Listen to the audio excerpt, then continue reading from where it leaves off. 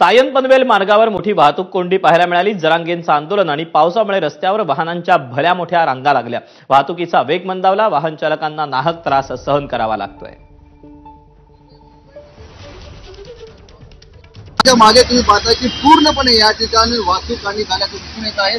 हा संपूर्णपणे हायवे आहे, तो सायन पनवेल हायवे आहे आणि वाशी पासून ते थेट मारपूर चेंबूर फ्रीवे या सर्वच भागामध्ये आहे ही वाहतूक कमी करण्यात आपल्याला दिसून येत आहे। मोठ्या संख्येने आहे ते मराठा बांधव मुंबईमध्ये जात आहे आणि त्याचाच परिणाम म्हणजे या वाहतूक कोंडीला बसलेला आहे। त्यामुळे एकीकडे गावावरून आलेल्या मराठा आंदोलकांच्या गाड्या आणि दुसरीकडे मुंबईमध्ये पडत असलेला मुसळधार पाऊस, या दोघांचा फटका थेट या वाहतूक कोंडीवरती बसलेला आहे आणि जवळपास गेली 3 ते 4 तासाहून वेळ गेला तरी ही वाहतूक कोंडी अद्याप फुटलेली नाहीये। त्यामुळे अशी जर परिस्थिती मुंबई आंदोलकांची जर राहिली, महाराष्ट्रातला अजूनही जर मराठा आंदोलक मुंबईत येऊ लागले तर मात्र रात्री सुद्धा ही वाहतूक कोंडी अशीच कायम राहण्याची शक्यता वर्तवली जात आहे।